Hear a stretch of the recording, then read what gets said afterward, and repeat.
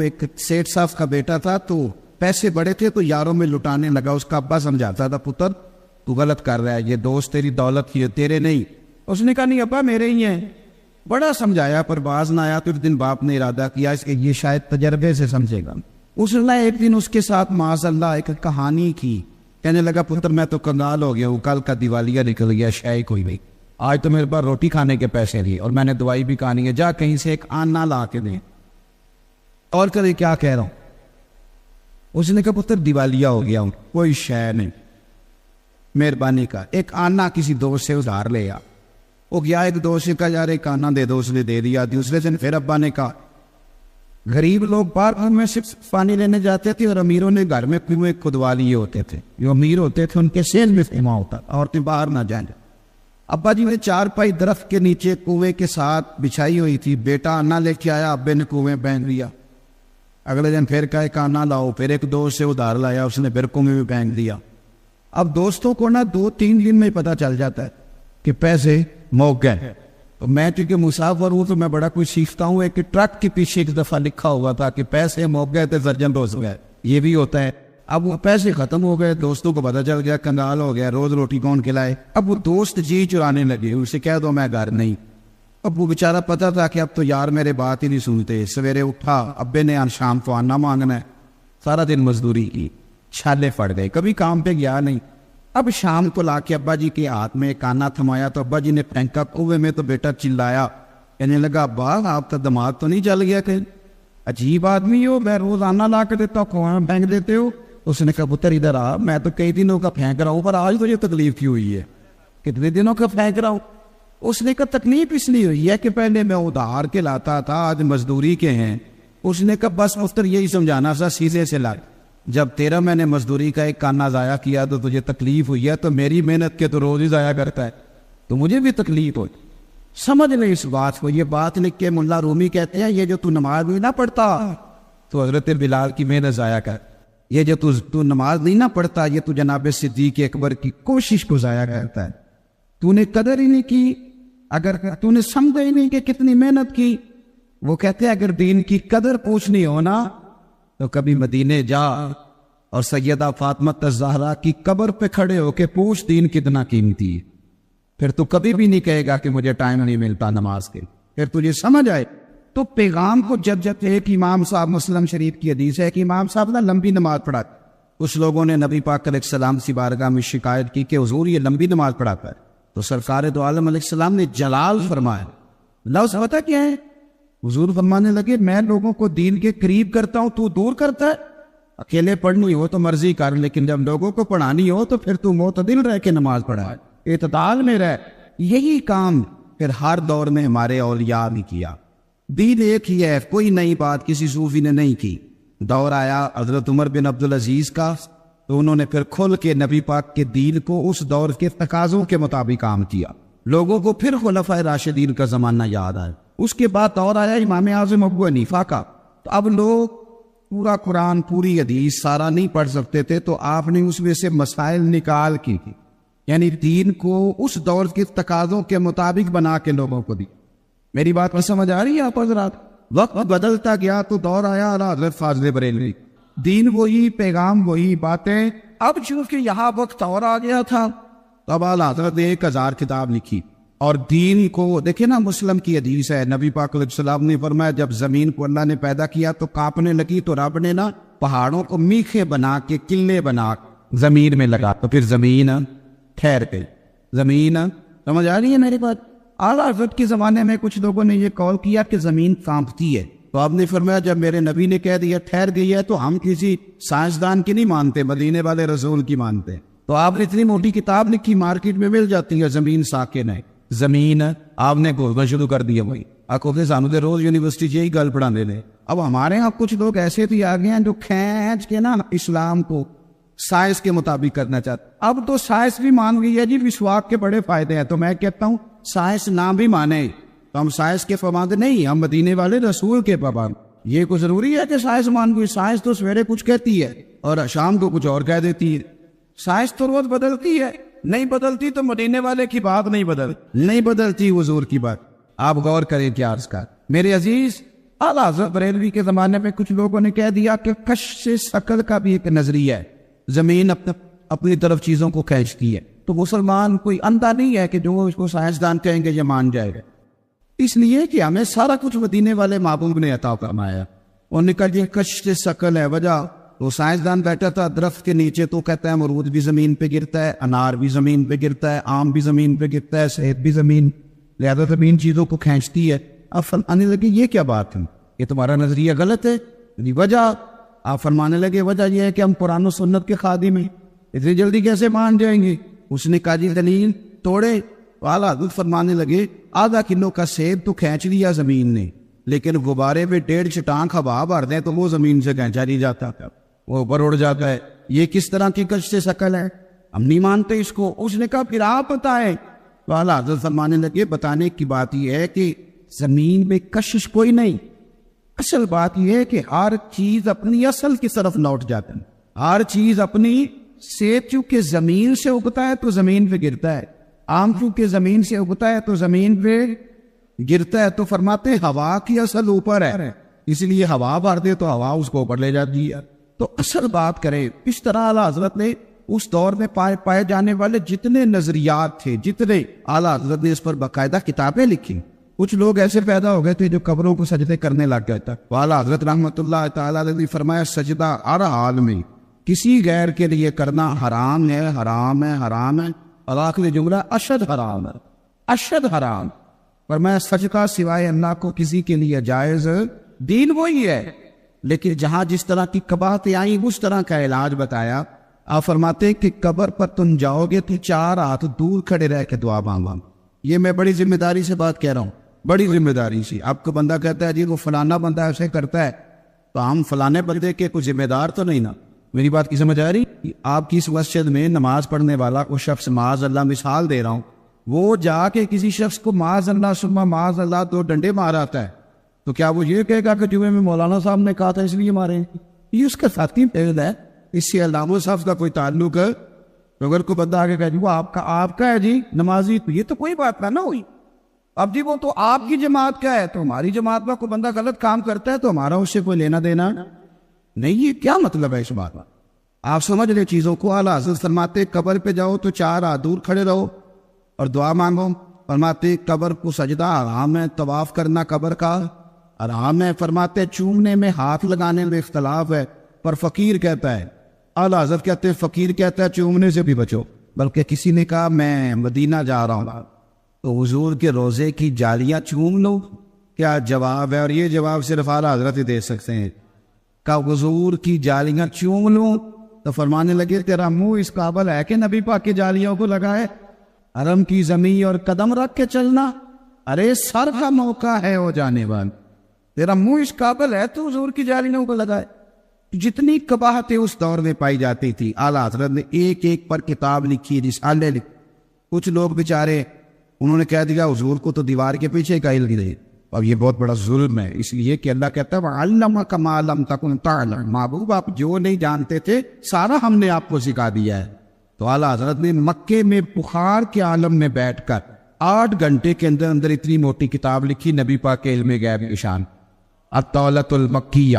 تو پھر کچھ لوگوں نے کہہ دیا جی معاذ اللہ تعالیٰ حضور تو کر کچھ نہیں سکتے، یعنی شیطان کو اختیار ہے کہ وہ نیتوں کو بھی جان لے، یعنی میں شیطان نہیں جان لیتا، انہوں کے لیے دسے انہوں علم غیب ہے، یعنی اس کا مان لے۔ اور نبی پاک کے بارے میں اگر کہہ دینا یعنی شیطان نے روک دیا، وہ دل تک آ گیا، یعنی رب کے دشمن کو طاقت ہے اور رب کے حبیب کو طاقت ہی کوئی نہیں۔ یہ عجیب فلسفہ ہے نا۔ تو اعلیٰ نے اس پر بھی پوری کتاب لکھی علم والولا، حضور کے اختیارات پر۔ تو جہاں جہاں اس بندے نے جو کوتاہی کی فاضل بریلوی نے اس زمانے میں اپنے دور میں، اور چونکہ یہی دور تھا، آپ 100 سال ہوئے، تو وہ نکھلا ہوا دین اعلیٰ حضرت نے ہمیں عطا فرمایا۔ آج بھی ضرورت اس عمر کی ہے کہ میں دیکھوں میں دین کے کتنا کام آ سکتا ہوں۔ میں 24 گھنٹوں میں اپنے لیے بڑا کچھ کرتا ہوں، آپ بھی اپنے لیے بڑا کچھ کرتے ہیں، لیکن دین نبیدہ وان یتیمہ رووے تے کرلاوے تے آکھے کتھوں لبا عمر بہادر جیڑا مینوں سینے لاوے، کیونکہ یہ دین کا کام یہ بہرحال مشکل ہے۔ تو ذرا اس دور کو یاد کریں، جب کوئی پھول لے کے نہیں کھڑا بلکہ ابو لہب ہاتھ میں روڑے لے کے کھڑا ہے، اور میرے نبی پاک صلی اللہ علیہ وسلم عکاظ کی منڈی لگی ہے، منڈی، اور 2-4 لوگوں کو روک کے فرما دیں ادھر آؤ میری بات سنو، میں اللہ کا رسول ہوں، اور لا الہ الا اللہ تفلحوا، قولوا لا الہ الا اللہ تفلحوا، کہو اللہ کے سوا کوئی معبود نہیں، فلاح پا جائے۔ اور جب حضور یہ بات کرتے ہیں تو معاذ اللہ وہ لا پتھر برساتا ہے، اور معاذ اللہ استغفر اللہ نقل کفر نہ باشد کہتا ہے میرے بھتیجے کی بات نہ سننا، یہ تو معاذ اللہ دیوانہ ہو گیا۔ اس کیفیت میں بھی سرکار رکتے نہیں، بلکہ حضور منڈیوں میں بھی جاتے ہیں، گلیوں میں بھی جاتے ہیں، باتیں بھی کرتے ہیں۔ جب مکے والوں پر تبلیغ کی ان لوگوں نے اس کو اس ذوق سے قبول نہ کیا جس ذوق سے کرنا چاہیے تھا، تو کسی جگہ آپ سرکار کو معاذ اللہ کوئی ایسی بات کرتے نہیں دیکھیں گے کہ جس میں یہ پریشانی ہو کہ اب یہ مان نہیں گئے، بلکہ میرے رسول پاک طائف تشریف لے گئے، آگے بڑھتے کسی اور کو پیغام دیتے، اور اس پیغام مصطفیٰ میں سرکار اس قدر زیادہ ذوق سے کام کرتے تھے کہ حضور طائف گئے تو طائف والوں نے پتھر مارے۔ یار میں کہہ دیتا ہوں آپ سن لیتے، کبھی غور کیا بھلا میں کیا کہہ رہا ہوں؟ یعنی ان لوگوں نے پتھر مارے، کیا کیا؟ بڑا سخت قسم کا داماد بھی ہو تو پھر بھی بیٹی کو پتھر نہیں مارتا، لیکن وہ خالی باتیں بھی کر دے تو بیٹی کا باپ بیچارہ ساری رات سو نہیں سکتا۔ انہوں نے جو باتیں کی وہ بھی کتابوں میں موجود ہے، بڑے سخت لفظ ہیں، ہم بیان نہیں کر سکتے، لیکن روڑے ہی مارے، اور اس زور کے ساتھ مارے۔ اس زور سے ایک ہوتا ہے پتھر کو مارنا اور ایک ہوتا ہے نشانہ باندھ کے اس تکلیف کے ساتھ مارنا کہ سرکار کے وجود سے خون نکل آیا۔ اب سرکار ایک باغ میں بیٹھے، پانی وانی پلایا، حضرت زید بن حارثہ عرض کرتے ہیں حضور ان کے لیے دعا کر دیں، یہ غرق ہو جائیں، 2 پتھروں میں رکھ کے اللہ انہیں مسل دے۔ تو نبی پاک نے کیا دعا فرمائی؟ اور میں ہاتھ اٹھائے حضرت زید بن حارثہ کہتے ہیں میرا خیال تھا آج یہ تباہ ہو جائیں گے، لیکن حضور نے دعا کیا کہ اللہم اہد قومی فانہم لا یعلمون، کہا اللہ میری قوم کو ہدایت دے دے، انہیں پتہ ہی کوئی نہیں یہ کیا کر رہے ہیں۔ تو حضرت زید بن حارثہ نے کہا حضور آپ نے ان کے لیے دعا کیوں نہیں کی، یہ تباہ ہو جاتے۔ تو دیکھیں میرے نبی پاک کی امید، میرے رسول پاک کی امید دین کے تعلق سے اس طرح سی ہے، پیغام کو آگے لے کے جانے کے معاملے میں حضور کی امیدیں اتنی بڑی ہیں کہ سرکار کہنے لگے زید میں کیوں دعا کروں ان کے تباہ ہونے کی، اگر یہ نہیں مانتے تو تباہی کی دعا پھر بھی نہیں کریں گے، اگر یہ نہیں مانتے تو انشاءاللہ ان کی نسلیں مان جائیں، ان کی آنے والی نسلیں دین کو قبول کریں، جدوجہد کے ساتھ، کوشش کے ساتھ۔ آج ہمارے ہاں جو تبلیغ دین کے ذرائع ہیں ان میں جدوجہد نہیں ہے، ان میں کوشش نہیں ہے۔ کون سر توڑ کے بیٹھتا ہے آج میٹنگ کرتا ہے کہ دین کیسے آگے پھیلایا جائے؟ ہمارے ہاں تو محفل کی میٹنگ ہوتی ہے، اور محفل کی میٹنگ میں بھی تلاش کیا جاتا ہے کہ کس نعت خاں کے نام پہ بندے کٹے ہوئے، کون سا بندہ محفل میں آئے گا تو جس کی وجہ سے رش ڈلے گئے، کس طرح کر کے ہم کچھ بڑا سا نظام چلائے، اور کیا بات تھی، بڑی محفل تھی، اچھا جی پھر کیا ہوا، کہنے لگے نعرے بڑے لگے ہوئے۔ وہ کمال ہے، آپ نے جدید تقاضوں کے مطابق 4.5 ارب کافر کو مسلمان کرنے کے لیے کیا منصوبہ بندی کی؟ وہ تو ایک مسلمان جا کے کسی گاؤں میں بیٹھتا تھا تو سارے کا سارا گاؤں، سارے کا سارا شہر مسلمان کر لیتا تھا، اور ہم تو یہاں 22 کروڑ مسلمان ہیں اور اتنے سارے عیسائی ہیں، وہ ہم سے مسلمان ہی نہیں ہو رہے، اتنے سارے عیسائی ہیں پاکستان میں، اس لیے کہ ہمارا وہ ذوق نہیں، ہماری وہ طبیعت نہیں۔ مولا علی شیر خدا رضی اللہ تعالیٰ عنہ کہتے ہیں میں نے خود نبی پاک علیہ السلام سے سنا کہ حضور فرمانے لگے اگر تیری وجہ سے ایک بندہ ہدایت پا گیا، کتنے جی بولیے، ایک بندے کو ہم اگر تیار کریں تو بزنس پارٹنر بھی تو بن ہی جاتا ہے، ایک کو تیار کریں کہ یار بڑی مجبوری ہے لاہور جانا ہے، تو میرے خیال ہے ایک بندہ تو لاہور جانے کو بھی تیار ہو ہی جاتا ہے۔ اگر مری جانے کا پروگرام ہوتا، مینوں کسی بھی نہیں دسیا، مینوں انج بھی پتا ہے میں مری جانا ہے تو فیملی سمیت بھی 2-4 فیملیاں تیار نہیں کر لیتے۔ لیکن عجیب فلسفہ ہے نا، یعنی فیملی سمیت اس کا 60,000 خرچ آئے گا، وہ تیار ہے، لیکن عجیب بات ہے نا، ہر جگہ جانے کو بندہ ہم تیار کر لیتے ہیں، مسجد جانے کے لیے بندہ تیار ہی نہیں ہوتا ہم سے، چل مسجد چلیں، لیکن وہ دعوت اب اس طرح دیتے ہیں کہ وہ نہ ہی جائے تو اچھا ہے، اور پڑھ لے کر نماز کبھی، چل نہ پڑھ تو اپنی قبریں جانا ہے تو میں اپنی قبریں جانا ہے۔ سبحان اللہ، یہ دین کی دعوت ہو رہی، اور اس طرح دین کی دعوت دیں گے۔ میں نے کچھ لوگوں کو اس طرح بھی دین بتاتے ہوئے دیکھا ہے، اور نماز پڑھ لے کر اتنے پیسے کہاں لے کے جانے ہیں، تو یہ ہم نے اسے نماز کا کہہ کے غصہ چڑھایا ہے، تو وہ کہتا ہے جا کام کر جا کے اپنا۔ یہ طریقہ ہے ہمارے اسلاف فرمایا کرتے تھے، لوگ اپنے حق میں جلدی قائل کر لیتے، کسی بندے نے اپنے حق میں قائل کرنا ہو نا، کسی سے 50,000 ادھار لینا ہو تو ٹیلی فون کرتا ہے، بھائی جان کدھر ہو، تو وہ کہتے ہیں میں ذرا کام سے آیا ہوں، آپ کام بتائیے، کہتے نہیں ٹیلی فون والی بات نہیں، مجھے ملے، پر اس کو رات کو ملتا ہے، پھر اس درد سے مجبوری بتاتا ہے کہ شاید وہ سامنے والا بھی رو ہی پڑے بیچارہ، پھر وعدہ کرتا ہے کہ وقت پہ لوٹا دوں، یعنی اپنے حق میں قائل کرنا ہو تو اسے 100 طریقے آتے ہیں، اور اگر رب رسول کے حق میں قائل کرنا ہو تو پھر اسے حکمت ہی نہیں آتی، پھر اسے کہتا ہے میں پڑھا لکھا ہی نہیں، میں سیاںا ہی نہیں، مجھے پتہ ہی کوئی نہیں، میں کتابیں نہیں جانتا۔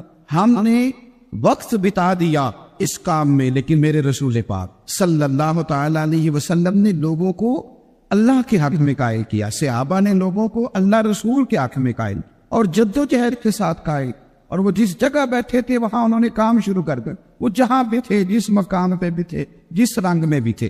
حضرت ابو بکر صدیق رضی اللہ تعالیٰ عنہ تاجر تھے، ان کے دوست بھی تاجر تھے، حضرت عثمان غنی بھی ان کی برکت سے کلمہ پڑھ کے مسلمان ہو گئے، حضرت عبد الرحمن ابن عوف بھی ان کی برکت سے کلمہ پڑھ کے مسلمان ہوئے، اس لیے کہ دین ان کا مشن تھا، انشراح صدر ہو گیا تھا۔ اب وہ کوشش کرتے تھے مذہب کے لیے، اب ایک دوسرے کو پیغام دیتے تھے، ایک دوسرے کو اسلام کی خوبیاں۔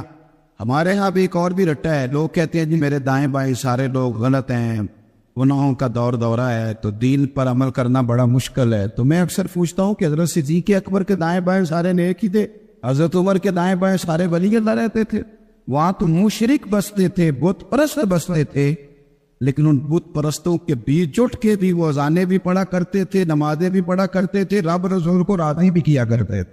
تو اپنے ہم ساری پلاننگ کرتے، آپ یقین کریں ساری منصوبہ بندی۔ اب لوگوں نے باقاعدہ فیکٹریوں میں، کارخانوں میں وہ لوگ بٹھا لیے ہیں جو پروڈکٹ یہ تیار کریں گے، وہ اس کو میڈیا پہ دیں گے کہ ہم یہ بناتے ہیں، وہ پوری دنیا میں رابطہ کریں گے، اور پھر اس کے لیے اب میں زیادہ تو نہیں جانتا لیکن مجھے پتا ہے کہ تاجر اگر ویزا کسی ملک کا لینا چاہے تو اسے ویزا بھی آسانی سے ملتا ہے، اس لیے کہ اس نے جو بنایا ہے وہ اس نے آ کے پہنچانا تھا۔ پھر اگر اسے پتہ چل جائے نا کہ دکان تھوڑی سی اس کا میک اپ صحیح کرے تو دکانداری زیادہ چلتی ہے، تو لوگوں نے کیا ہے، شیشے لگانے پڑے تو لگائے، پھر دکان میں اے سی لگانا پڑا تو حالانکہ اس سے مہنگائی بڑھی ہے، لیکن وہ سارے کام کیے لوگوں نے۔ اب تھوڑا سا لوگوں نے کہا کہ جناب وہ آپ کمپیوٹرائز بل بنائیں، تو کھاتے ساری زندگی بنانے والوں نے بل بنانے بھی شروع کر دیے۔ اب ہر چیز آپ نے جو دنیا کے نئے سے نئے مطالبات تھے وہ سارے پورے کیے، لیکن مذہبی لوگوں نے تبلیغ دین کے لیے ذرائع استعمال کرنے سے انکار کر دیا۔ انہوں نے کہا نہیں بس ٹھیک ہے، محرم آیا تھا میں اپل کر تو نہیں تھی، میلاد شریف آئے گا پھر کر لیں گے، پھر اس کے بعد حضور غوث پاک کا دن آئے گا پھر کر لیں گے۔ سارا کام برکت کے لیے نہیں کریں۔ آپ یہ دیکھیں کہ کون سا ذریعہ کس وقت مؤثر ہے، اس ذرائع کے مطابق دین کو آپ لے کے چلے۔ نبی پاک صلی اللہ علیہ وسلم کو نا اپنے دین سے بڑا ہی پیار ہے۔ حضور نا آپ پڑھے کبھی بخاری شریف اور جس طرح میں بات کر رہا ہوں، جہاں میں آپ کو لے جانا چاہ رہا ہوں وہاں جانے کی کوشش کریں۔ حضرت عائشہ صدیقہ کہتی ہے کہ جس نے بڑی بھی تکلیف دی نبی پاک نے کبھی اس پر غصہ نہیں کیا، یعنی حضور کی بیٹی سیدہ زینب کو تکلیف دینے والا بندہ بھی آیا چہرے پہ نقاب ڈال کے، تو کہا حضور مجھے بھی معاف کر دیں گے؟ نبی پاک نے فرمایا بیٹیاں بھولا نہیں کرتی، پر تو کلمہ پڑھ میں تجھے بھی معاف کرنے کو تیار۔ یعنی ذات یہ نہیں ہے، کبھی ناراضگی نہیں، غصہ نہیں، کچھ نہیں۔ لیکن سیدہ عائشہ صدیقہ رضی اللہ تعالیٰ عنہ فرماتی ہیں جب کوئی دین کی حد توڑتا، وہ دین جسے حضور نے لوگوں تک پہنچایا، جب بھی اس کی مخالفت کرتا، حدود توڑتا، فرماتی ہے پھر میں نبی پاک کو جلال میں دیکھتی، پھر حضور غصہ فرمایا، پھر جلال کر۔ ایک چیز آپ نے بڑے پریم سے بنائی ہو نا، مولانا رومی نے ایک مثال لکھی ہے، وہ کہتے ہیں کہ ایک سیٹھ صاحب کا بیٹا نا پیسے اڑانے لگ گیا تھا۔ سیٹھوں کے بیٹے زیادہ کامیاب نہیں ہوتے، مزدوروں کے بیٹے سیٹھ بن جاتے ہیں، اور سیٹھوں کے بیٹے کئی دفعہ ہر چیز گھر میں ملتی ہے نا۔ ایک میرا اور بھی چھوٹا سا تجزیہ آپ اختلاف کر سکتے ہیں، اس لیے کہ یہ میری ذاتی بات، ایک میرا تجزیہ اور بھی ہے۔ مزدوروں کے بچے پڑھ جاتے، جن کے گھر میں سہولتیں زیادہ ہوتی ہیں وہ پڑھتے ہیں۔ ایک تو انہیں یہ پتا ہوتا ہے کہ میرے ابا کا چلتا چلاتا کاروبار ہے، وہ سیدھا سیدھا میں ہی گدی نشین ہوں، ہے نا جی، سیدھا سیدھا۔ اور آپ کو پتہ ہے گدی نشینی بھی اب بڑی عام چیز ہے، سیاست میں بھی گدی نشینی، تجارت میں بھی گدی نشینی، پیری مریدی میں بھی۔ توجہ ہے نا میری بات پر؟ ایک شخص نے ایک دفعہ بڑی اچھی بات کی، اس نے کہا کہ پائلٹ کبھی مر جائے نا تو اس کا بیٹا بڑا سیانا بھی ہو پر پائلٹ نہ ہو، تو ساری دنیا میں کہنا اسے بٹھا دو تھوڑا سا جہاز چلائے گا، تو لوگ اسے بٹھاتے، وہ کہتے ہیں 25 سال جہاز چلایا تو یہ بہن تے دیو تھوڑا جہا، کہتے تھی مردہ اس کو بیٹھنے نہیں دیتے۔ لیکن مولانا کا بیٹا جس طرح کا بھی ہوا، پیر صاحب کا بیٹا چلن دیو، کشتی ڈبوئے گا ہی نا، آپ نے جو تیرنا آئے گا باہر نکل آئے گا۔ یہ کیا تماشا؟ ہم نیک نظر آنا چاہتے ہیں، نیک بننا نہیں چاہتے۔ ہم نیک نظر آنا چاہتے. نتیجہ کیا نکلتا ہے کہ کچھ عرصے کے بعد پتہ چل جاتا ہے بندہ کس لیول کا نیک ہے, کیا معیار ہے اس کی نیکیوں کا. جب بندہ بہت زیادہ غافل ہو جاتا ہے پھر اعلانیہ گناہ کرنے لگتا ہے. ایک گناہ پھر اس کا اظہار گناہ. ایک بندہ حدیث پاک میں آتا ہے, ایک بندہ رات کو کوئی غلطی کرتا ہے, اللہ تعالیٰ اس پہ پردہ ڈال دیتا ہے, لیکن وہ سویرے خود لوگوں کو بتاتا پھرتا ہے میں نے یہ کیا, میں نے یہ کیا. جب آپ اظہار گناہ کرتے ہیں نا تو سامنے والا بھی دلیر ہوتا ہے, کہتا ہے اس نے کیا میں کر لوں گا تو پھر کیا ہوا. ہمارے علماء نے لکھا ہے کسی کی نماز قضا ہو جائے تو کسی کو بتائے نہ, قضا پڑھ ڈالے, اس کا جگہ جگہ ذکر نہ کریں. جب آپ کہیں گے نا میری قضا ہو گئی تو آپ کے ساتھ رہنے والا بچہ دوست سمجھے گا یار اس کی قضا ہو گئی یا تو میری بھی ہو جائے گی تو کیا ہوا. گناہ کرنا بھی گناہ ہے اور گناہ کا اظہار بھی گناہ ہے. نبی اکرم صلی اللہ تعالی علیہ وآلہ وسلم نے ارشاد فرمایا میری ساری امت کو معافی مل جائے گی سوائے ان لوگوں کے جو اعلانیہ گناہ کرتے. یہ بخاری مسلم دونوں میں حدیث موجود ہے. جو اعلانیہ گناہ, جنہوں نے خود ساری دنیا کو گواہ بنا لیا میں نے یہ بھی جرم کیا, یہ بھی کیا, یہ بھی کیا, یہ بھی کیا, خود انہوں نے لوگوں کے بہت بڑے غافل آدمی کی علامت ہے کہ گناہ کرے اور پھر اوپر سے اعلانیہ گناہ کرے, اتنا بڑا جرم کرے. پھر چوتھی علامت اگر ہم دیکھنا چاہیں کہ ہم غافل تو نہیں, تو غافل بندے کی چوتھی علامت ہی ہوتی ہے کہ وہ فضول کاموں میں وقت بڑا ضائع کرتا ہے. فضولیات میں ادھر بیٹھے ہیں ادھر بیٹھے ہیں, یہاں گپ شپ ہو رہی ہے, وہاں موبائل دیکھا جا رہا ہے, پھر کچھ ٹائم ملا ہے تو پھر کہیں دور دراز کسی ہوٹل پہ کھانا کھانے چلے گئے, پھر کچھ ٹائم ملا تو چلو نکلتے ہیں ذرا کوئی ہفتہ سیر کر آتے, یہاں گپ شپ ہے, فلاں کو ڈسکس کر لیتے ہیں, فلاں کے بارے میں بات کر لیتے ہیں, سیاسی تبصرے کر لیتے ہیں, یہ تھوڑی گفتگو ہو جاتی, چلے محلے داروں پہ تبصرہ شروع کرتے ہیں, کون روٹی زیادہ کھا رہا ہے اور کس کے پاس پیسے زیادہ آ گئے, چلو جا کے پتہ کرتے ہیں. حالانکہ یہ پتہ نہیں کرنا چاہیے تھا, پتہ تو اس کا کرنا چاہیے تھا جو بیچارہ کل سے بھوکا ہے. خبر تو اس کی رکھنی چاہیے تھی جس بیچارے کے گھر میں بچوں کے لیے پہننے کو کپڑے موجود نہیں ہے. اس پر تبصرہ یہ کرتے ہیں کہ یہ محنت کیوں نہیں کرتے, اور اگر کسی پر اللہ عطا کر دے پھر حساب ضرور لگاتے ہیں کہ ذرا معلومات کرو یہ اتنی جلدی آگے کیسے نکل گئے. غافل بندے کی علامت ہے وقت کا ضائع کرنا اور فضول کاموں میں ضائع کرنا اور بلا وجہ ضائع, اور ایسے سوالات کرنا جن کی ضرورت ہی کوئی نہیں, بالکل ضرورت ہی نہیں, کوئی مطلب بھی نہیں, لیکن ہم لوگ وقت ضائع. یہ غفلت کی علامت, غفلت. اللہ والوں کی علامت کیا تھی کہ ایک بات انہوں نے زندگی میں لے لی, سیکھ لی, پھر ساری زندگی اسی پہ گزار دی. ان کا ارادہ تھا نا کشکول سیدھا کیا. کچھ لوگ ساری زندگی لیکچر قبول لے کے سن کے پھر بھی سمجھنے کو تیار. یہ غافل دل کی علامت ہے. اس لیے نبی پاک صلی اللہ تعالی علیہ وسلم نے فرمایا دو نعمتیں ایسی ہیں جن میں اکثر لوگ غفلت میں ہیں, ایک صحت اور دوسری فراغت. لوگ بلا وجہ وقت ضائع کرتے ہیں. اللہ نے صحت دی ہے کسی خیر کے کام میں لگائیں. اگر آپ کے پاس فارغ وقت ہے تو قرآن پاک کو یاد کریں, ترجمہ اور تفسیر سے پڑھیں, محبوب پاک علیہ السلام کی احادیث کو یاد کریں, اللہ والوں کی باتیں سنیں. وقت ملے تو عبادات میں لگائیں, نوافل میں لگائیں, تلاوت میں لگائیں, ذکر اذکار میں لگائیں, اور پھر اللہ مزید توفیق عطا کرے تو کسی کے بھلے میں وقت لگائیں. گلی سے کوئی کانٹا اٹھائیں, کوئی روڑا اٹھائیں, کوئی کسی کی مدد کریں.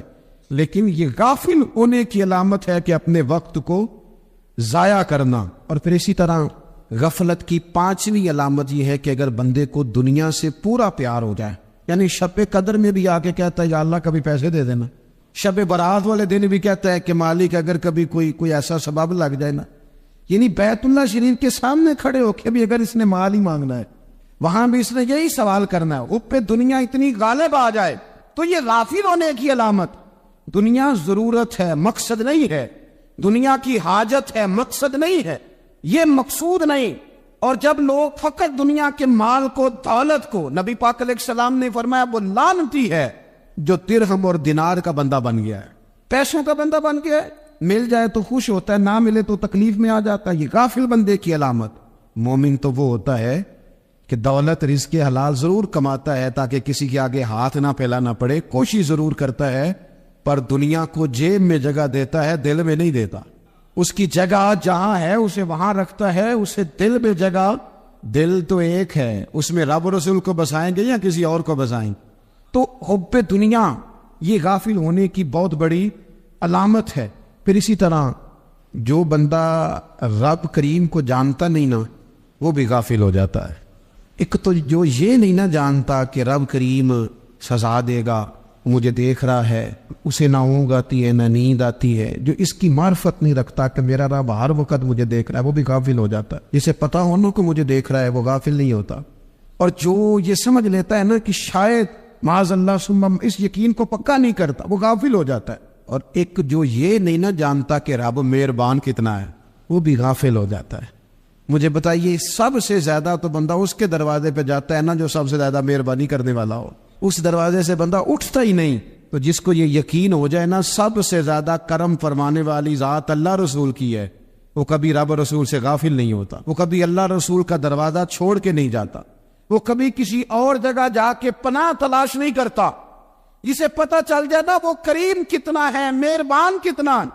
ملا رومی رحمت اللہ علیہ فرماتے ہیں بہت بڑا مجرم تھا ایک بندہ، بہت بڑا گناہگار تھا، بت کو پوجتا تھا، تھک گیا، ساری رات بت کے سامنے کھڑا تھا، معاذ اللہ یا صنم یا صنم یا صنم کہتے، تک گیا، نیند آ گئی، اونگ آ گئی۔ جب پوری طرح نیند آ گئی اور دماغ پہ نیند قبضہ کرنے لگی تو اس کے منہ سے نکل گیا صنم صنم کہہ رہا تھا نا، نکل گیا یا صمد، او بے نیاز مالک۔ رب کریم نے فرشتوں سے فرمایا دوڑ کے جاؤ، جو کہتا ہے اسے دے دو۔ فرشتے کہنے لگے مالک تو بت کو پکار رہا تھا، اس نے تو غلطی سے نام لیا ہے۔ فرمایا مجھے نہیں پتا، لیکن دیکھو نا اس نے مجھے پکارا تو ہے نا، کتنی دیر سے جھوٹے کو پکار رہا تھا، اس کا معاملہ حل نہیں ہوا، اب اگر سچے کو پکارنے پہ بھی حل نہ ہوا تو فرق کیا رہ جائے گا؟ دے دو جو مانگتا ہے، دے دو۔ میرے دوست گر پتہ چل جائے وہ کریم کتنا ہے، وہ مہربان کتنا ہے۔ میرے رسول پاک علیہ الصلوۃ والسلام نے تو فرمایا تیری آنکھ سے اگر اس کے خوف سے اتنا آنسو بھی نکل گیا جتنا مچھر کا پر ہوتا ہے، تو جس طرح بھینس کے تھنوں سے نکلا ہوا دودھ واپس تھنوں میں نہیں نہ جاتا، جو اتنا بھی روئے نہ روئے اللہ کے خوف سے، وہ بندہ دوزخ میں نہیں جائے گا۔ تھوڑی دیر کے لیے ڈر جائے اپنے رب سے، آئے تو صحیح۔ عدم معرفت غفلت پیدا کرتی ہے، تو آ تو صحیح، وہ تو کریم ہی بڑا ہے، وہ تو مہربان ہی بڑا ہے۔ حضرت زنیرہ رضی اللہ تعالی عنہ حضور کی صحابیہ ہیں، ایام جو مکے کے تھے مسلمانوں پر بڑی آزمائش کے تھے، انہیں بڑا مارا کفار نے، اتنا مارا کہ ان کی بینائی چلی گئی، نظر آنا بند ہو گیا۔ کافروں کی عورتوں نے تانا دیا کہ تو نے ہمارے بت چھوڑے ہیں نا، تو دیکھنا تیری بینائی چلی گئی۔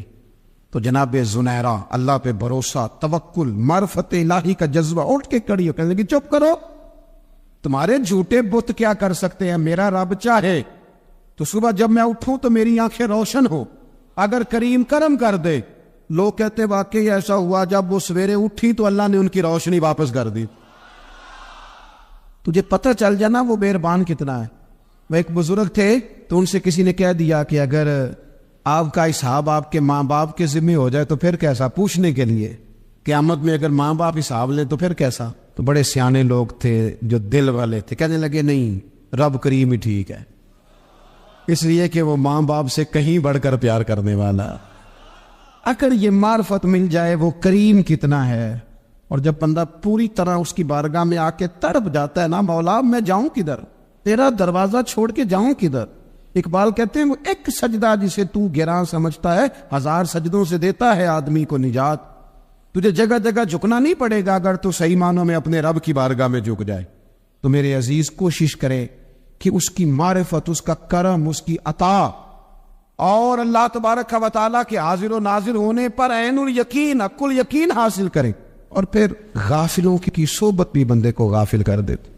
غافلوں کی صحبت میں نہ بیٹھے، ان کی صحبت میں بیٹھے، ان کے پاس بیٹھنے سے دل میں رب رسول کی محبت پیدا ہوتی۔ غافلوں سے بچے، چنگیاں دے لڑ لگی ساں تے چولی چ پھل پئے، تے جدوں میں پیڑیاں دے سنگ رل گئی تے میرے اگلے بھی ڈول گئے۔ برے آدمی کی صحبت بندے کو غافل کر دیتی۔ غافلوں کی صحبت میں کبھی نہ بیٹھے، کبھی نہیں۔ غافل آدمی آپ کو غافل کر دے گا۔ میرے نبی پاک علیہ الصلوۃ والسلام نے فرمایا انسان اپنے دوست کے مذہب پر ہوتا ہے۔ یہ بہت بڑے لفظ ہیں۔ فرمایا المرء علی دین خلیلہ، انسان اپنے دوست کے مذہب پر ہوتا ہے۔ تو دیکھ تو نے دوست کس کو بنایا ہے، جو تیرے دوست کا مذہب ہوگا وہی تیرا ہو جائے گا۔ ہم نے دوست بنایا نا غوث پاک جیلانی کو،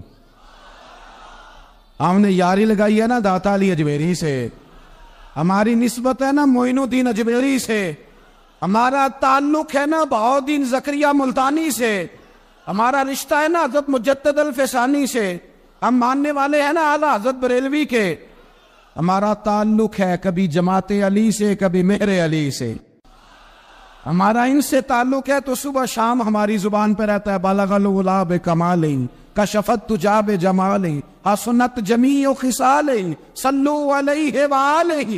ان سے تعلق جڑا ہے نا تو کئی دفعہ تنہائیاں تڑپا دیتی ہیں اور تڑپ کے کہتے اج سکھ متران دی ودیری، اج سکھ متران دی، سکھ کہتے ہیں اڈیق کو، متر کہتے ہیں محبوب کو، اج سکھ متران دی ودیری ہے، اے کیوں دلڑی اداس گھنیری ہے، لوں لوں وچ شوق چنگیری ہے، اج نینا لائیاں کیوں جھڑیاں، سبحان اللہ سبحان اللہ سبحان اللہ۔ پہلے کہتے ہیں سکھ متران دی ودھیری یعنی اداس ہو، پھر حضور کے جلووں پہ نظر کرتے ہیں، کہتے ہیں سبحان اللہ سبحان اللہ، ما اجمل کا ما احسن کا ما اکمل کا، اور پھر فوراً کہنے لگے او کتھے مہر علی، او کتھے مہر علی،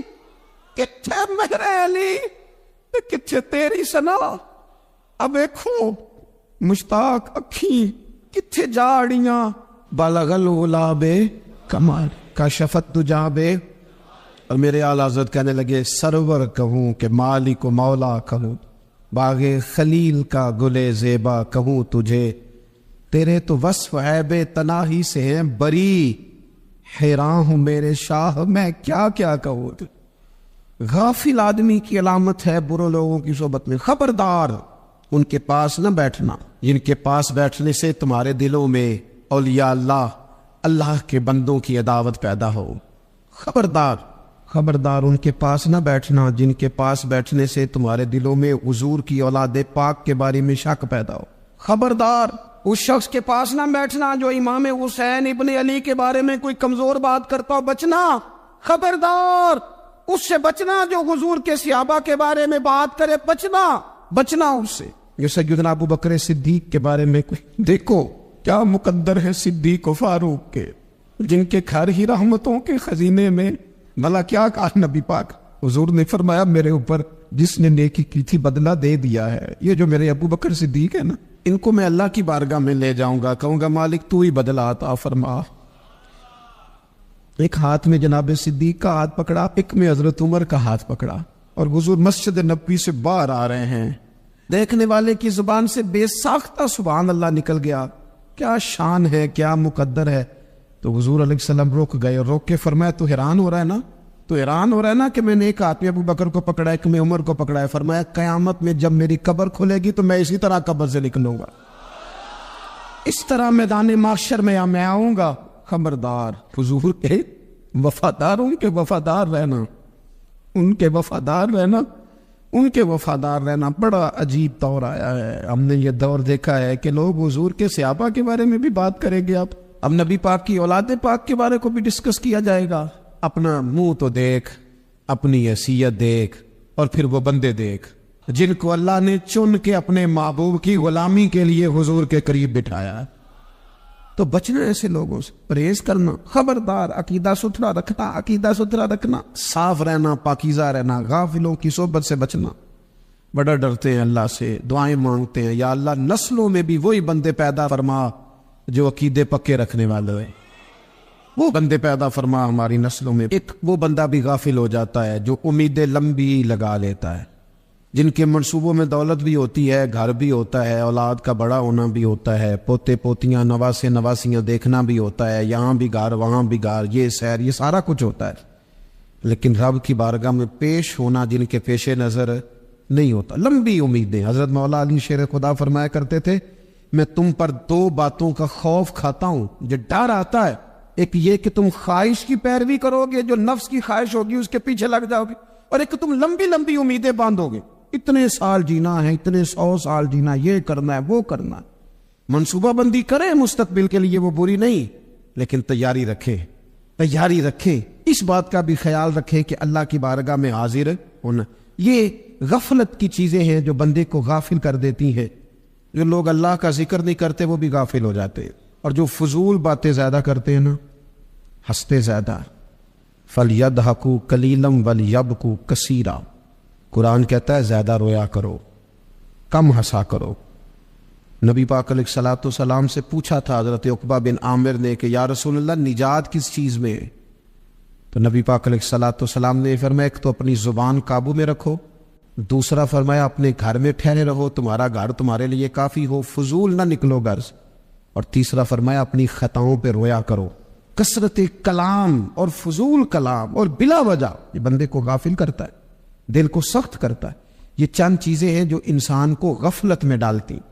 اپنے آپ کو ان چیزوں سے بچائیں اور غفلت کو توڑیں۔ آپ کے ذمے، میرے ذمے جو حقوق العباد ہیں ان کا پتہ کریں، جو اللہ رسول کے حقوق ہیں ان کی خبر دیکھیں، ہماری جو ذمہ داریاں ہیں ہم کس طرح انجام دے رہے ہیں اس پر توجہ کریں، اپنے معاملات کو ٹھیک کریں۔ ہم انسان ہیں، کوتاہیاں تو رہ جائیں گی، لیکن جب کوشش کریں گے تو پھر رب تعالیٰ مدد بھی فرمائے گا۔ ایک بات اور کرنی ہے، ایک تو میں نے عرض کیا غفلت کو توڑنا، ایک دوسری بات قرآن مجید کا ایک سبق اور، جب غفلت توڑنی ہے تو پھر لازمی طور پر ایک کام کرنا پڑے گا۔ میں نے یہ عرض کیا تھا کہ پلاننگ نہیں کرنی، فیصلہ کرنا ہے۔ تو فیصلہ کرنا ہے تو کرنا کیا ہے؟ پھر قرآن حکیم نے سورہ بقرہ میں کہا فاستبقوا الخیرات، یعنی تم نیکیوں کی طرف دوڑو، جلدی جلدی نیکیاں کرو، فٹافٹ، دیر نہ کرو۔ فٹافٹ سے مراد یہ نہیں کہ نیکی جلدی جلدی کر جاؤ، یعنی ٹال مٹول نہ کرو خیر کے کام میں، کل کریں گے، پرسوں کریں گے، عمرہ کر رہے ہیں پھر نیکی ہیں، حج کر رہے ہیں پھر نیکی ہیں، بچے بیاہ لوں پھر میں نیک ہوں، یہ تھوڑا سا یہ کام ٹال مٹول۔ فاستبقوا الخیرات، نیکیوں کی طرف دوڑو، جلدی کرو، بھاگو۔ نبی پاک صلی اللہ تعالی علیہ وسلم نے فرمایا 5 چیزوں سے پہلے غنیمت جانو۔ حضور علیہ الصلوۃ والسلام فرمانے لگے ایک تو تم جوانی کو نہ بڑھاپا آنے سے پہلے غنیمت سمجھ لو۔ نبی کریم صلی اللہ تعالی علیہ وآلہ وسلم ارشاد فرمانے لگے کہ اپنی صحت کو غنیمت جان لو بیماری آنے سے پہلے۔ پھر حضور علیہ الصلوۃ والسلام فرمانے لگے اگر اللہ نے تمہیں مال دیا ہے، وسعت دی ہے تو نیکی کر لو، خرچ کر لو اللہ کے راستے، خدا نہ خواستہ تم پر غریبی آ جائے۔ اور پھر حضور سید عالم صلی اللہ تعالی علیہ وسلم فرمانے لگے اگر تمہیں اللہ نے کچھ فراغت دی ہے، بہت زیادہ مصروف نہیں ہو، تو غنیمت جان لو، جلدی سے نیکی کر لو قبل اس کے کہ تم مشغول ہو جاؤ۔ اور 5ویں بات حضور نے بیان کی، فرمایا زندگی کو غنیمت جانو، موت آنے سے پہلے جلدی سے نیکی کر لو۔ نیکی کے لیے ساری زندگی منصوبہ بندی نہ کرتے رہو، نیکی کے لیے دیکھو نا، ہماری زندگی میں یہاں دنیا میں رہ کے چند منٹوں میں وہ نیکی کی جا سکتی ہے جو قیامت کے بعد صدیوں کا ہمارا فائدہ کرے، صدیوں کا فائدہ کرے۔ کرتے نہیں، پلاننگ کر رہے ہیں، منصوبہ بندی کر رہے ہیں، بس تیاری کر رہے ہیں، بس حضرت آپ دعا کر دیں، اللہ تعالیٰ دعائیں بھی قبول فرمانے والا ہے، لیکن جو نیکی نصیب ہوتی ہے اسے جلدی سے کر گزرے، اسے فٹافٹ کرے۔ میں ایک گاؤں میں گیا، اب تو خیر وہ دور نہیں رہا، یہ 10-15 سال 20 سال پہلے نا جو نوجوانوں کی مصروفیات ہوتی تھیں ان میں سے ایک مصروفیت یہ ہوتی تھی کہ گندم لے کے چکی پہ جانا ہے، آٹا پسوا کے لانا ہے۔ یہ ایک بڑی، چونکہ سبھی گھروں کے اندر سال کے لیے گندم سٹاک کر لی جاتی تھی، تو گندم لے کے جانا یہ ایک ڈیوٹی ہوتی تھی۔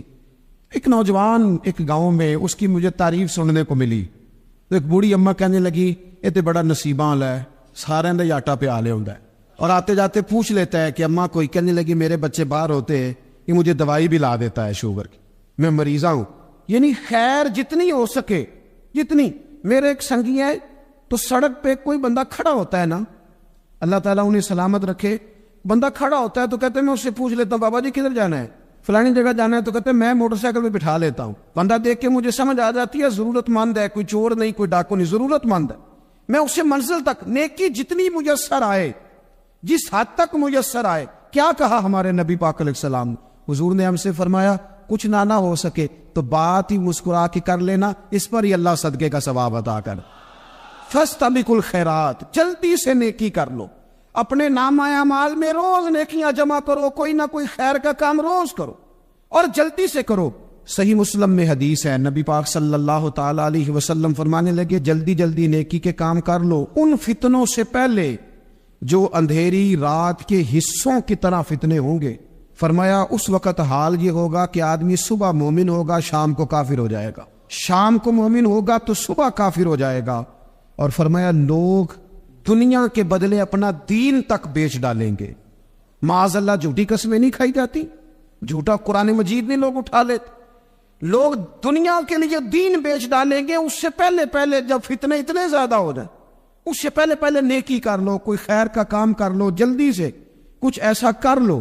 حضرت عقبہ بن حارث رضی اللہ تعالیٰ عنہ فرماتے ہیں یہ دیکھیں ہمارے نبی پاک علیہ السلام کی سیرت کیا ہے، حضور کا اسوہ کیا ہے، نبی پاک علیہ السلام ہماری تربیت کس طرح کرتے.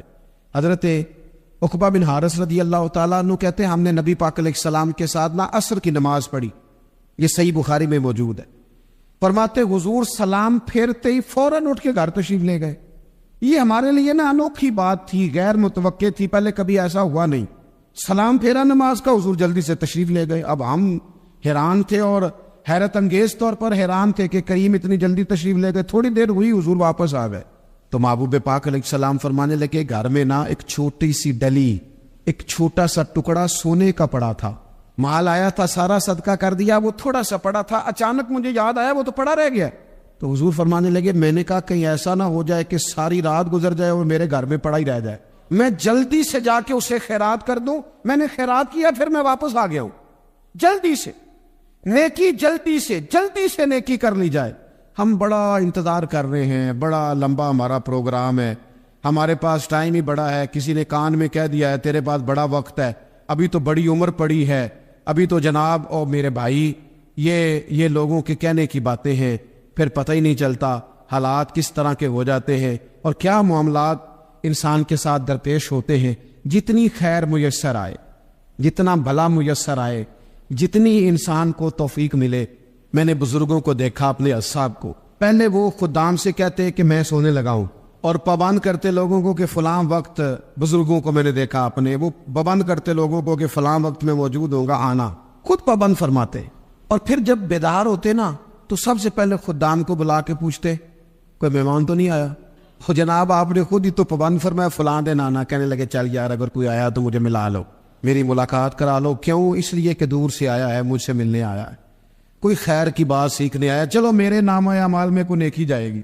کچھ نہ کچھ خیر جمع کر لی جائے، کچھ نہ کچھ ڈیوٹی کر لی جائے، کچھ کام کریں اور جلدی سے کریں. حضرت جابر ابن عبداللہ انصاری رضی اللہ تعالیٰ عنہ بیان کرتے، یہ بھی بخاری میں موجود ہے، کہتے ایک صحابی نا نبی پاک علیہ السلام کی بارگاہ میں حاضر ہوئے غزوہ احد کے موقع پر، اور حال ان کا یہ تھا کہ وہ کھجور کھا رہے تھے اور کھجور انہوں نے منہ میں رکھی ہوئی تھی. حضور کی بارگاہ میں حاضر ہوئے اور عرض کرنے لگے یا رسول اللہ صلی اللہ تعالیٰ علیہ وسلم اگر میں شہید کر دیا جاؤں تو کہاں جاؤں گا؟ حضور فرمانے لگے جنت میں. تو کہتے انہوں نے جو کھجور منہ کے اندر تھی نا وہ انہوں نے نکلی نہیں، اندر نہیں لے گئے، اس کو باہر نکالا اور دوڑ کے آگے بڑھے اور جنگ کرنی شروع کر دی اور لڑتے لڑتے شہید ہو گئے. کیا سبق دیا انہوں نے؟ سبق یہ دیا کہ نیکی کرنے میں اتنی دیر بھی نہیں کرنی جتنی کھجور کھانے میں دیر لگتی ہے. جلدی سے نیکی کرنی ہے، فٹافٹ نیکی کرنی، اس کے اندر ٹال مٹول نہیں کرنا. اسی وقت انہوں نے کھجور باہر نکال دی، دوڑ کے انہوں نے. حضرت انس بن نضر رضی اللہ تعالیٰ عنہ، حضرت انس بن مالک رضی اللہ تعالیٰ عنہ کے چچا ہیں، میدان احد میں نا احد پہاڑ کے قریب کھڑے تھے، لوگوں سے کہہ رہے تھے جلدی جلدی ادھر آؤ، وہ جنت جو انسان کو انتقال کے بعد نصیب ہوگی اور قیامت کے بعد نصیب ہوگی. فرماتے تھے مجھے تو ابھی احد پہاڑ کے اندر سے جنت کی خوشبو آ بھی رہی ہے، لہذا جلدی سے آؤ، ادھر دوڑو، جہاد کرو، آؤ کفار سے لڑے. تو نیکی میں دیر نہیں کرنی. جو نیکی میسر آتی ہے، جس کو میسر، ماں باپ میسر ہیں تو خدمت کر لیں، اہل خانہ ہے تو حسن سلوک کر لیں، اللہ نے اولاد دی ہے تو اچھی تربیت کر لیں، دوست ہیں تو خیر خواہی کر لیں. اگر آپ کو اللہ رمضان عطا کرتا ہے تو زیادہ سے زیادہ اس کی عبادت کر لیں. اگر نظر ٹھیک ہے تو تلاوت زیادہ سے زیادہ کر لیں. زبان چلتی ہے تو رج رج کے مدینے والے محبوب پہ درود و سلام پڑھ لیں، اللہ تعالیٰ کا ذکر کر لیں. جلدی سے خیر جمع کریں، اپنے وقت کو ضائع نہ کریں. یہ آج کا سبق ہے. ایک تو ہم نے فیصلہ کرنا ہے کہ بس غفلت نہیں، اب غفلت اب انشاءاللہ اللہ اللہ کرنی، اب کوئی خیر کا کام کرنا ہے. میرے حضرت کا ایک جملہ کبھی نہیں بھولنا، فرمایا کرتے تھے زمین کے اوپر کام، نیچے جا کے آرام. یہ چھوڑ دیں اتنے گھنٹے سونا ہے تو یہ کرنا ہے تو میری نیند میں دخل کوئی نہ ڈالے، پھر سوتے ہی رہ جائیں گے، سوتے ہی رہ جائیں. زمین کے اوپر کام اور نیچے جا کے جاگنا ہے جاگ لے افلاک کے سائے تلے، پھر حشر تک سوتا رہے گا خاک کے سائے تلے۔ اب جاگ لے افلاک کے سائے کے نیچے، جاگ، کھول آنکھیں، ہر وقت کا سونا، ہر وقت سونا، ہر وقت جو ہے اپنے آرام کی فکر کرنے سے نکل آئے، اور اچھا کھانا اور اچھا پہننا اور بس اپنی مرضی کی زندگی من چاہی جینا، اس سے باہر آئے۔ فیصلہ کریں، فیصلہ کہ اب غفلت نہیں کرنی۔ اگر اللہ نے کوئی صلاحیت دی ہے تو اسے دین کے کام پہ لگانا، کوئی ڈیوٹی کرنی ہے، کوئی خدمت کرنی ہے۔ دیکھو خدمتیں ہو رہی ہیں، صدیق اکبر مال دے رہے ہیں، عثمان غنی مال دے رہے ہیں، مولا علی نے تلوار پکڑی ہے، میدان میں جا رہے ہیں، فاروق اعظم گلی گلی نگر نگر رسول اللہ کے دین کی پہرے داری کر رہے ہیں، حضرت جناب سیدنا سلمان فارسی ابو ذر غفاری حضور کی مسجد میں جھاڑو دے رہے ہیں، اور بلال حبشی وہ نبی پاک کی مسجد میں اذان پڑھتے پڑھتے پڑھتے پڑھتے رب نے اتنا عروج فرمایا کہ کعبے کی چھت پہ کھڑے ہو کے بھی اذان پڑھنے سے انہوں نے اذان دے۔ تو کوئی کام کرنا ہے، غفلت کو توڑنا ہے اور نیکی کرنی ہے ذرا جلدی جلدی، خیر کا کام کرنا ہے، نہیں ایسے نہیں، فٹافٹ۔ کیسے جی؟ فٹافٹ۔ اللہ کے حبیب علیہ الصلوۃ والسلام کو اچانک ایک صحابی نے دیکھا اور فوراً عرض کرنے لگے، یا رسول اللہ میرے ماں باپ قربان ہو، چہرے پر نکاہت بڑی ہے، کمزوری ہے، کیا وجہ ہوگی؟ تو حضور نے ایک ٹھنڈی آہ بھری اور فرمایا میں نے کئی دنوں سے کھانا نہیں کھایا، کھجور اور پانی پر گزارا ہے۔ میٹھا کھانا بھی سنت ہے لیکن فاقہ کرنا بھی سنت ہے، اپنی مرضی کی سنت ادا کر لینا یہ تو بڑا آسان کام ہے، لیکن میرے بھائی شریعت اسلامیہ میں جو چیز غالب رہی ہے اس پر بھی کبھی کبھی ذوق کرے۔ اور پھر حضور کا جو فقر ہے اختیاری ہے، نبی پاک نے مانگ کے غریبی لی اللہ تعالیٰ سے کہ اللہ ایک وقت روٹی دے ایک وقت فاقہ دے، تو نبی کریم علیہ السلام نے فرمایا کہ میں نے کھانا نہیں کھایا، کھجور پانی پہ گزارا ہے کئی دنوں سے۔ اب اس صحابی کو حکم تو دین کا یہی ہے نا کہ اگر گھر میں کچھ ہے تو لے آؤ، ورنہ شریعت پابند تو نہیں کرتی۔ تو وہ پہلے اپنے گھر گئے، جا کے پوچھا کوئی چیز ہے، گھر والوں نے کہا کوئی نہیں۔ پھر وہ پڑوسیوں کے گھر میں گئے، کوئی کھانے کی چیز ہے، کوئی نہیں۔ رشتہ داروں سے محلے داروں سے پوچھا، کوئی نہیں۔ چپ کر کے نہیں بیٹھے، ایک یہودی کے باغ میں گئے، کہنے کہ یار کوئی مزدوری مل جائے گی؟ اس سجنا یار منون دی خاطر اسا کی پیش بٹائے، کوئی مزدوری ملے گی؟ اس نے کہا گرمی بڑی سخت ہے، پانی کنویں کا نیچے چلا گیا، ایک ڈول پانی کا اگر نکال سکتے ہو تو ایک کھجور دوں گا۔ فرمانے لگے منظور ہے۔ کہتے میں نے اپنے کندھے سے چادر اتار کے بچھا لی، ایک ڈول پانی کا نکالتا، ایک کھجور ملتی، وہ میں اس کپڑے میں ڈالتا جاتا، چادر میں ڈالتا جاتا۔ جب ذرا میری چادر بھر گئی کھجوروں سے، میں نے اسے سمیٹا، لے جا کے حضور کی بارگاہ میں پیش کیا۔ محبوب وہیں بیٹھے تھے۔ کہتے حضور نے میرا پسینے سے شرابور وجود دیکھا اور میرے چھالوں سے بھرے ہوئے ہاتھ دیکھے اور میری تھکے تھکے وجود کو دیکھا، تو کریم نے ایک کھجور اٹھائی اور اٹھا کے منہ میں رکھی۔ حضور فرمانے لگے کس نے تجھے مجبور کیا یہ کام کرنے پہ؟ اس کی مجبوری تو کوئی نہیں نا، کس نے تجھے مجبور کیا؟ تو کہتے دو آنسو میرے بھی چھلک پڑے۔ میں نے عرض کی حضور ہمیں کوئی مجبور کر سکتا ہے؟ ہمیں آپ کی محبت نہیں مجبور کیا۔ حضور یہ محبت ہے جس نے مجبور کیا۔ یا رسول اللہ کائنات کی ہر چیز سے بڑھ کر آپ سے پیار ہے۔ یہ غریب آدمی، سادے لوگ ہیں، یہ بہت مہنگے تحائف لانے کی ظاہری پوزیشن میں نہیں ہے، لیکن دیکھو نا اظہار محبت کے معاملے میں کتنا بڑا دل رکھتے ہیں۔ یا رسول اللہ صلی اللہ تعالیٰ علیہ وسلم، آقا محبت نے مجبور کیا، وہاں انعام نہیں ملا، ظاہری طور پر جو انعام ہوتے ہیں وہ نہیں، اس کا نہیں حضور نے اعلان کیا۔ حضور فرمانے لگے سن پھر، اگر تو مجھ سے محبت کرتا ہے تو فقر و فاقے کی تیاری کر، مصیبت کے لیے تیاری کر۔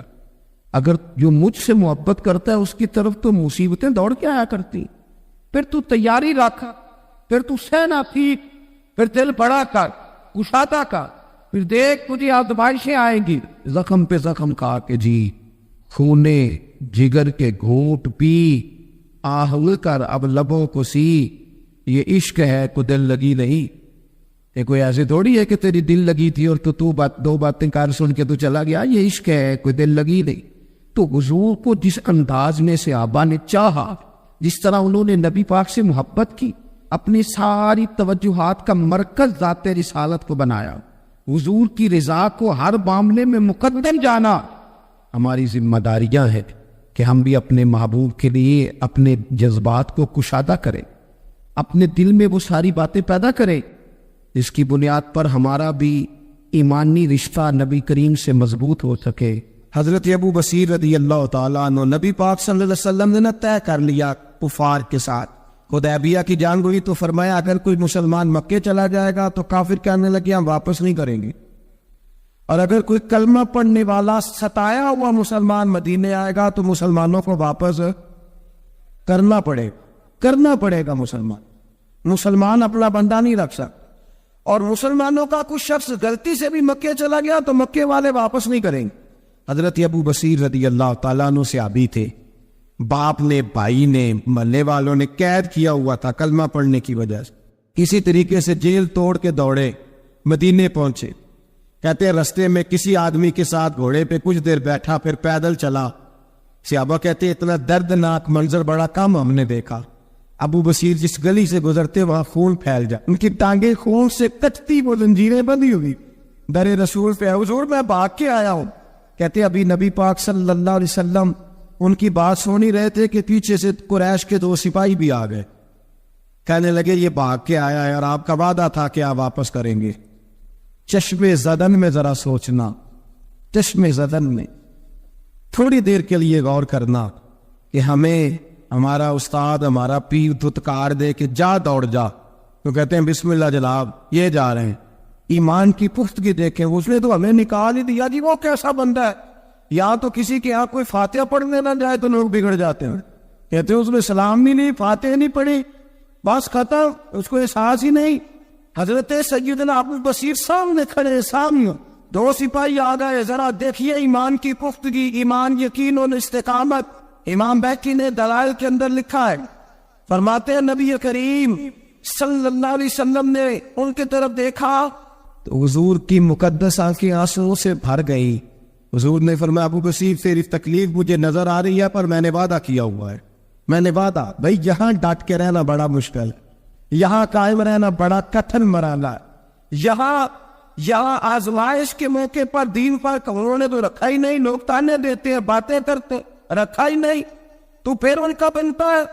حضور نے فرمایا تجھے جانا پڑے گا۔ صحابہ کہتے ہیں پورے مدینے میں ایسے تھا جیسے سوگ کا سما ہو۔ جب وہ 2 سپاہی حضرت ابو بصیر کو پکڑ کے لے جا رہے تھے تو وہ پلٹ پلٹ کے پیچھے دیکھتے تھے، پلٹ پلٹ، پیروں میں خون ہے، آنکھیں آنسوؤں سے بھری ہوئی۔ فرماتے ہیں جب وہ پلٹ رہے تھے تو مدینے کی گلیاں بھی رو رہی تھی۔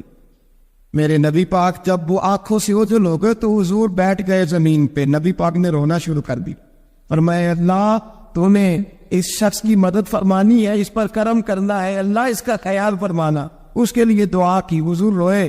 حضرت ابو بصیر باہر نکلے تو وہ جو کافر تھے نا، وہ کہنے لگے تو بڑا بنتا تھا ان کا، انہوں نے مجھے رکھا نہیں، تجھے رکھا بھی نہیں۔ تو حضرت ابو بصیر نے تھپڑ مارا منہ پہ، کہنے لگے میں وہ نہیں جو تھوڑی سی بات سے بدل جاؤ، ایمان، یقین اور استقامت کی دولت ملی ہوئی ہے۔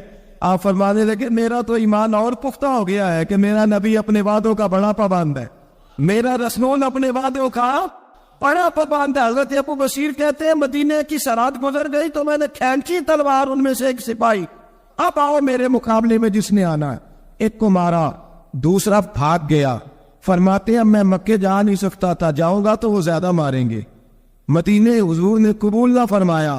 فرماتے ہیں ایک جنگل میں جا کے العیس نام کی ایک بستی تھی، وہاں ڈیرا لگا لیا، دریا کے کنارے، پانی پی لیتا، پتے کھا لیتا، تن تندور ڈالدا بالن تے اسی آواں نال تپایا، کپ کپ مکیاں پیڑے کیتے تے اتوں صبر پلے تلایا، تن دی ہانڈی تے من دا سالن اتے لون صبر دا پایا، غلام فریدا وے میں ساری تیری، غلام فریدا وے میں ساری تیری، تینوں اجے یقین نہیں آیا۔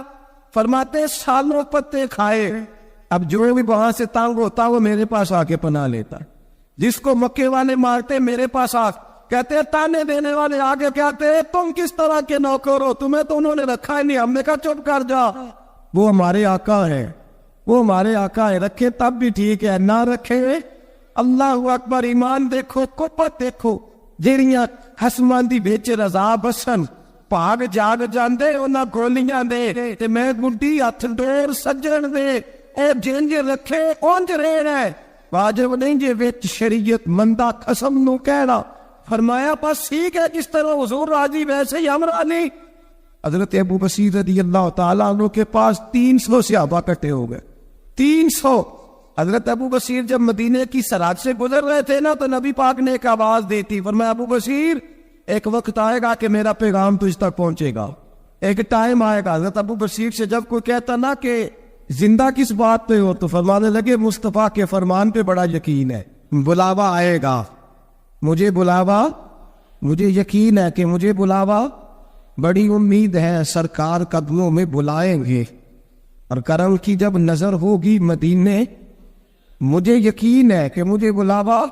حضرت ابو بصیر رضی اللہ تعالیٰ عنہ فرماتے ہیں کہ وقت گزرتا گیا، 300 لوگ اکٹھے ہو گئے۔ جب کوئی مسلمانوں کا قافلہ مکے کے پاس سے گزرتا تو مکے والے لوٹ لیتے تھے۔ حضور نے بھی اجازت دی مدینے والوں کو، اگر ان کا قافلہ کوئی آئے تو انہیں بھی حملے کی اجازت ہے، کفر کا مال مال غنیمت ہے۔ حضرت ابو بصیر کہتے ہیں جب بھی ہمارے قریب سے وہ رستہ تھا شام کی طرف جانے کا، جب بھی کافر گزرتے ہم ان کے قافلے پکڑ لیتے، لوٹتے، ہم بھی ان کو اس طرح کی سزا دیتے جو مسلمانوں کو دیتے تھے۔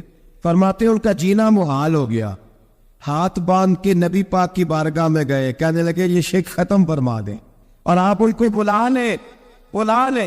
حضرت ابو بصیر فرماتے ہیں میں بوڑھا آدمی تھا، دن بھر میں کام کرتا، محنت کرتا، اس علاقے میں کھیتی باڑی کرتا، جب رات ہوتی تو میں کسی پہاڑ کے ٹیلے پہ بیٹھتا اور مدینے کی جانب منہ کر لیتا اور میں انتظار کرتا بلاوا کب آئے گا، کب حضور کا پیغام آئے گا، میں انتظار کرتا۔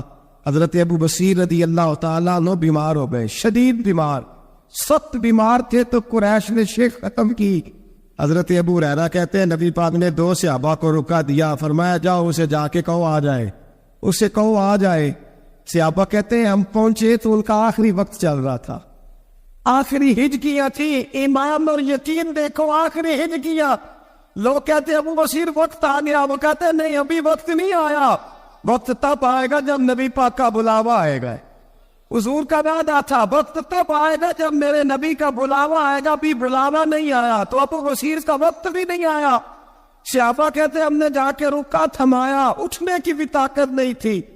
جب حضور کا رکا لیا نا تو دونوں یوں مٹھیاں بند کر لی، گویا جھوم جھوم کے نعرے لگانے لگے آؤ دیکھو میرے نبی کے وعدے کتنے سچے ہیں، آؤ دیکھو حضور کے وعدے، چونتے حضور کا نامہ سر پہ رکھتے، سینے سے لگاتے، اور کہتے ہیں پھر بلند آواز سے کلمہ پڑھنے لگے، کہنے لگے حضور میں حاضر ہوا، یا رسول اللہ میں آیا، کہتے بلند آواز سے کلمہ پڑھا اور ان کی روح پرواز کر گئی، ان کی روح پرواز کر گئی۔ نبی رحمت صلی اللہ علیہ وسلم کے غلاموں کا یقین، اعتماد اتنے اعلیٰ درجے۔ ایک صحابی حضرت خزیمہ رضی اللہ تعالیٰ، ابو داؤد شریف میں حدیث موجود ہے، نبی پاک علیہ السلام نے ایک یہودی سے گھوڑا خرید لیا، حضور نے فرمایا آ میرے ساتھ میں تمہیں پیسے دیتا ہوں۔ اللہ کے محبوب تھوڑا آگے تشریف لے گئے، یہ ذرا تھوڑے فاصلے پہ پیچھے آ رہا تھا، راستے میں لوگوں نے اس کو کہا کہ تو نے تو سستا بیچ دیا ہے، گھوڑا تو مہنگا ہے، قیمت زیادہ لگا دی، یہ مکر گیا۔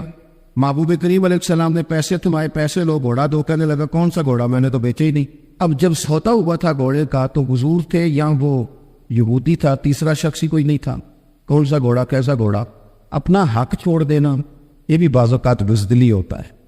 نبی کریم علیہ السلام نے فرمایا بھائی تو کیسے مکر سکتا ہے جب تیرا میرا سودا طے ہوا ہے، جب ایک مخصوص رقم پر تو نے اسے بیچ دیا ہے تو مکر کیسے سکتا ہے، تو پیسے لے اور گھوڑا دے۔ اب جب تھوڑی سی بات تکرار میں آئی تو کچھ لوگ وہاں جمع ہو گئے، مسلمان، یہودی اور بھی کئی لوگ۔ وہ یہودی کہنے لگا جی آپ اس طرح کرے، ایک گواہ دے دے، میں زیادہ نہیں مانگتا، ایک دے دے، ایک بندہ کہہ دے کہ یہ گھوڑا میں نے بیچا ہے اور آپ نے خریدا ہے تو میں آپ کے حوالے کر دوں گا۔ وہاں بندہ کوئی دوسرا موجود ہی نہیں تھا تو گواہ کسے پیش کیا جائے۔ حضرت خزیمہ رضی اللہ تعالیٰ عنہ نبی کریم کے صحابی ہے، فوراً بولے، وہ بھی لوگوں کی باتیں سن کے وہاں آئے تھے، فوراً بولے، کہنے لگے یا رسول اللہ میں دیتا ہوں گواہی۔ دوڑ کے آگے آئے، کہنے لگے جی میں گواہی دیتا ہوں کہ آپ نے گھوڑا خریدا ہے، یہودی نے بیچا ہے۔ اب اس نے کہا تھا ایک بندہ کہہ دے تو میں دے دوں گا۔ اس کی شرط پوری ہو گئی، حضور نے پیسے اس کے ہاتھ میں دیے، اس نے گھوڑا محبوب کے دستے مبارک میں لگام تھمائی، حضور تشریف لے گئے، غلام کو دیا، گھوڑا گھر چلا گیا۔ نبی کریم نے حضرت خزیمہ سے کہا خزیمہ ایک بات تو بتا، تو تھا ہی نہیں اور تو نے بن دیکھی گواہی کیسے دے دی؟ تو حضرت خزیمہ رضی اللہ تعالیٰ عنہ کہنے لگے یا رسول اللہ یہ تو زمین کی خبر ہے نا، میں نے تو آسمان کی چیزیں بھی نہیں دیکھی، آپ نے کہا ہے تو میں مان گیا ہوں۔ تو میں تو آسمانی خبریں مان گیا، میں تو جنت آپ کے کہنے پہ مان گیا، میں تو دوزخ آپ کے کہنے پہ مان گیا، میں تو فرشتے آپ کے کہنے پہ مان گیا، میں تو قیامت کی ساری باتیں آپ کے کہنے پہ مان گیا۔ وہ بتا رہے ہیں، گویا وہ سمجھا رہے ہیں یا رسول اللہ میں نے تو رب بھی نہیں دیکھا، تو آپ کے کہنے پر مان گیا، اور جب اتنی ساری چیزیں آپ کے کہنے پہ مان گیا ہوں تو گھوڑا تو چیز ہی کوئی نہیں۔ اب دیکھیے حضور کا تبصرہ یہاں کیا ہے، انہوں نے ایمان کا مرکز و محور ذات مصطفیٰ کو سمجھا، ان کو سمجھ آئی کہ کل کائنات حضور کی ذات ہے۔ اب حضور سید آدم علیہ السلام نے اس بات کو سن کر اعلان کیا فرمایا؟ حضور فرمانے لگے لوگوں جہاں بھی شرعی گواہی کی ضرورت ہو نا تو گواہ چاہیے ہوتے، لیکن جہاں میرا یہ خزیمہ موجود ہو ایک کی گواہی دو کے برابر شمار کی جائے۔ اتنا بڑا اعزاز، نظریاتی طور پر اتنی زیادہ پختگی، جب تک اپنے ایمان کا مرکز اور محور ذات مصطفیٰ کو نہیں سمجھا جائے۔ ایک اور بھی بات عرض کروں، کئی کام ہوتے ہیں وہ کام تو ہوتے ہیں پر خشک بڑے ہوتے، کچھ ڈیوٹیاں تو ہوتی ہیں لیکن وہ ڈیوٹیاں تھکا بڑا دیتی، کچھ سفر تو ہوتے پر وہ سفر پورے وجود کو توڑ پھوڑ کے رکھ دیتے، لیکن کچھ کام ایسے ہوتے ہیں جو بندہ بڑے ہی ذوق سے کرتا ہے، کچھ ڈیوٹیاں ایسی ہوتی ہیں کہ بندہ کہتا ہے کبھی 2 گھنٹے اور کرنی پڑ جائے نا، کچھ سفر ایسے ہوتے ہیں کہ جس میں بندے کا دل کرتا ہے یا اللہ یہ سفر کبھی روز ملے نا۔ چلے نہیں سمجھ آتی تو ایک سادی سی کسی شاعر نے بات کی ہے، اس نے کہا ہے کہ دنیا اندیا سفراں تو بندہ تھک بھی تے جاندا ہے نا، پر سفر مدینے دا ہر وار ہی بڑا زون۔ کچھ سفر تھکاتے نہیں نا، کداہٹ نہیں ہوتی، کچھ چیزیں انسان ذوق سے کرتا ہے، اس کی طبیعت اگر نبی پاک علیہ السلام کی ذات کے ساتھ دل کی قلبی وابستگی ہو جائے، دین کا کام تھکاوٹ پیدا نہیں کر، مسجد کی حاضری بوجھ نہیں بنتی، انسان کے لیے کوئی بھی خیر کا کام کرنا مشکل نہیں ہوتا۔